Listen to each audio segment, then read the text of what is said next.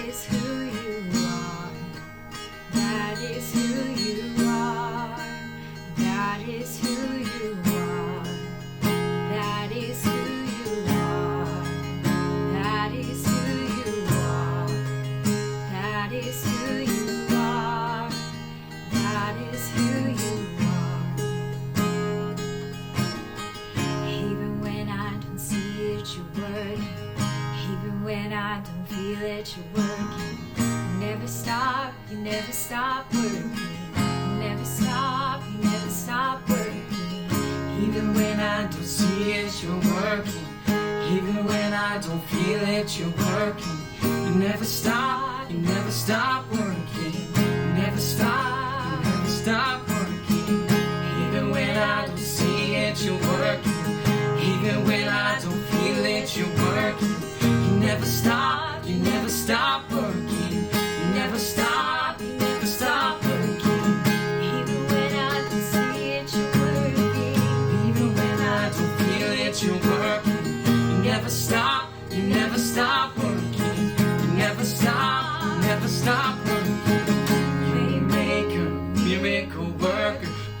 Promise keep light in the darkness.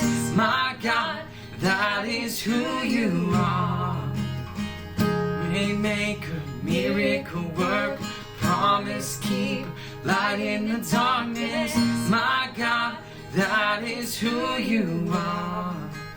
That is who you are. That is who you are.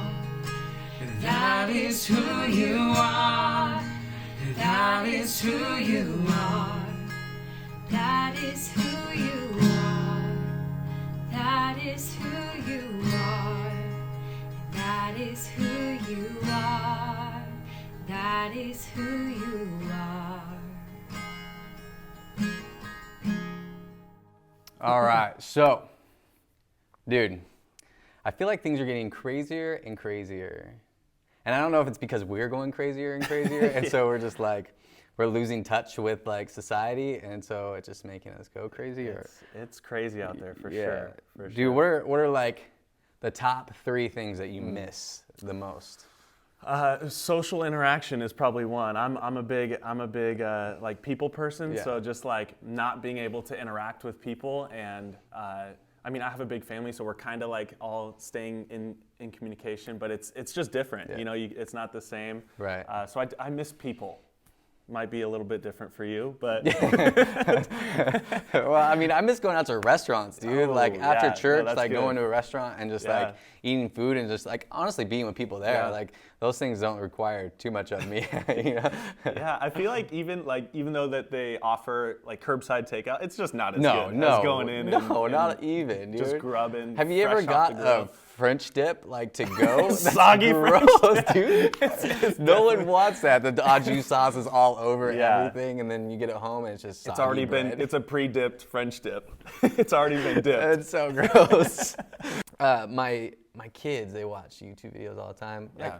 I'm gonna tell you, we're not really following any screen time rules right now. If you, All screen time rules are out the window. yeah, it's like, dude, you do whatever you gotta do because I'm gonna go insane if you keep climbing on my face all day.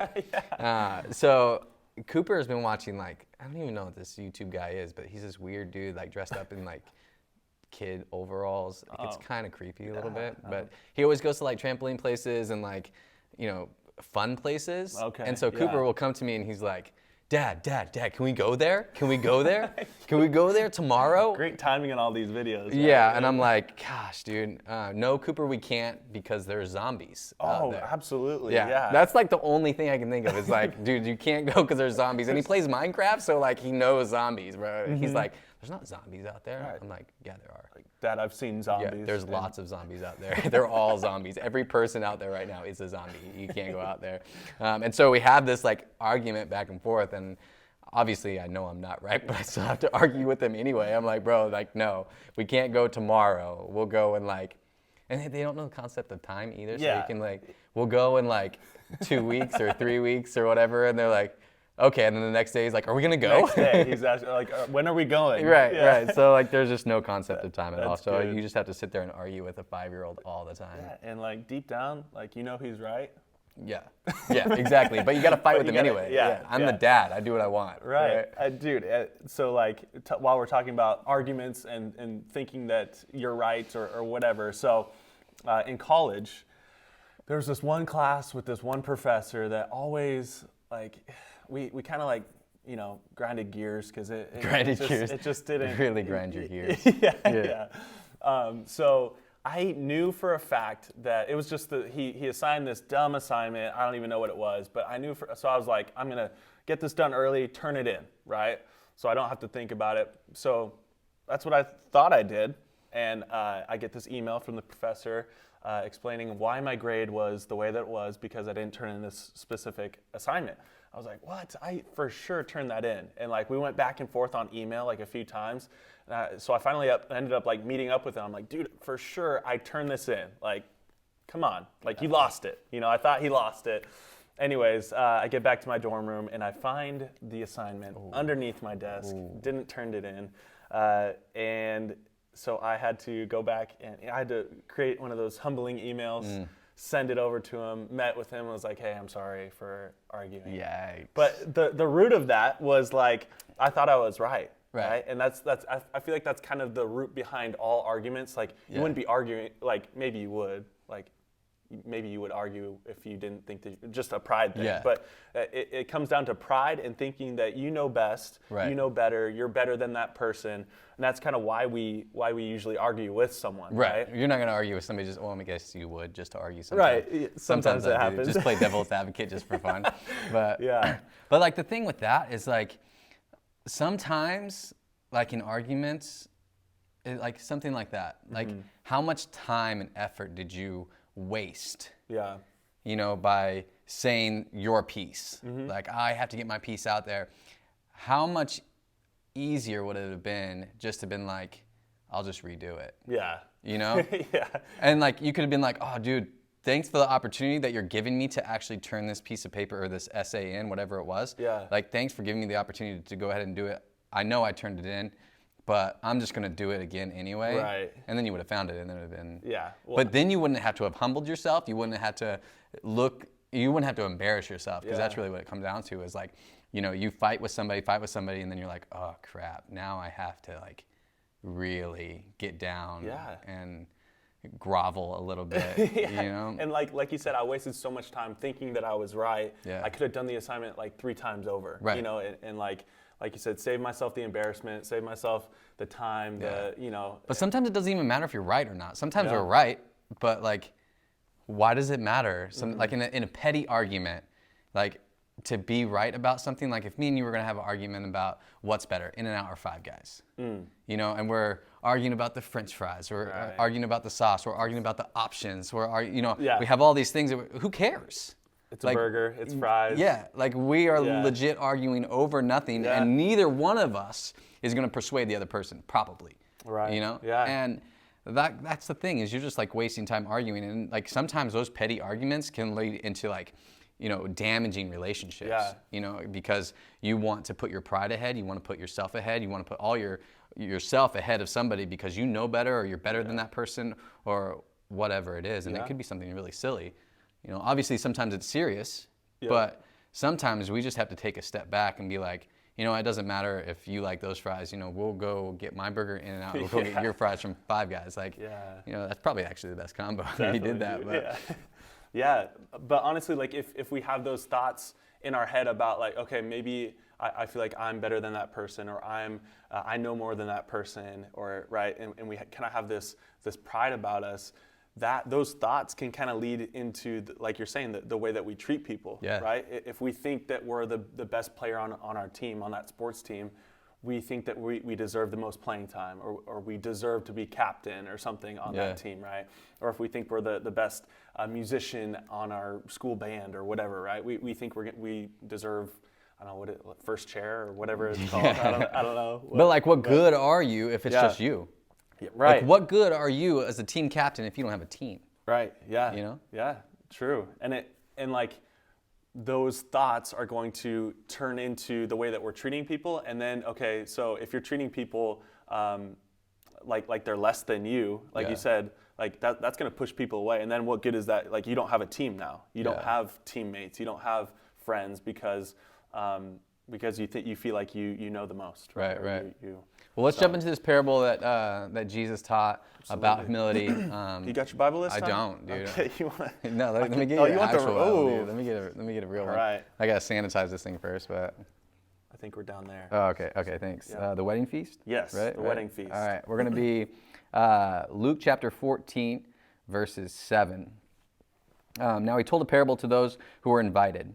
When he noticed how they chose the places of honor, saying to them, when you are invited by someone to a wedding feast, do not sit down in a place of honor, lest someone more distinguished than you be invited by him. And he who invited you both will come and say to you, give your place to this person. And then you will begin with shame to take the lowest place. But when you are invited, go and sit in the lowest place, so that when your host comes, he may say to you, friend, move up higher.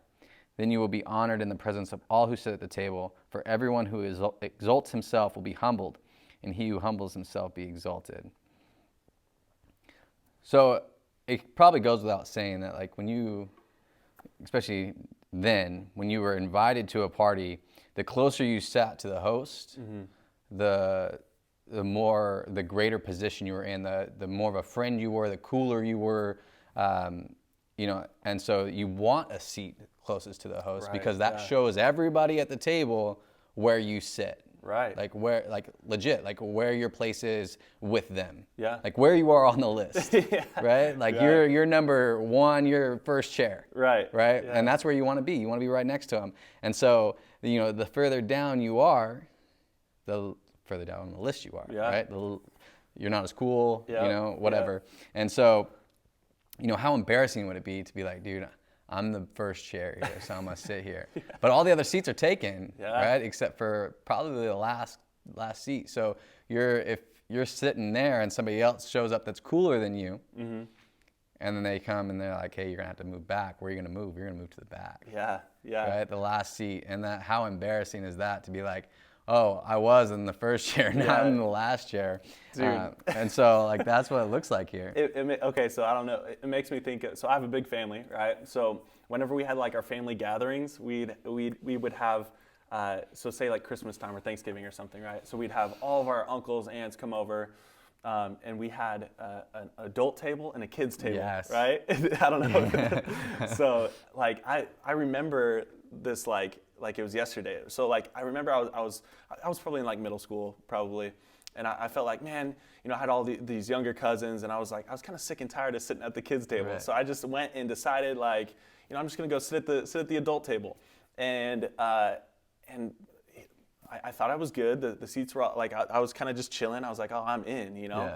Yeah. And then in walks Uncle Joe or whoever it was that never comes to any other family event, Right. and it's like, oh, sweet, cool. Roman, you got to go to the kids' table because that's Oh. Uncle Joe's seat, you know? And it's like, that's that embarrassing moment that they're Right. talking about, right? If I would have just sat at the kids' table in the first place, We never had to worry about it. I wouldn't have had to move in front of everyone. I could have maybe just maybe if there was room, they would have invited me up, Yeah. right? But I would have saved And how myself much more of honor is it for you to be invited from the kids' Right, table yeah. than to be pushed to the kids' table? Yeah. Hey, Roman, you're still a kid. I need you to go. in front of everyone, right? Or- What's this kid doing Yeah. at this table? Or it could have been like, hey, Roman, you're old enough now. Come join Right, us. You know, yeah. like, how does that change, like, you know, everything? Yeah, and I think that's literally, like, that's the message that Yeah, Jesus it's the whole point. is showing us here. It's like, okay, you can either take the humble route or take the route of pride, the route of thinking that you deserve this Yeah. or you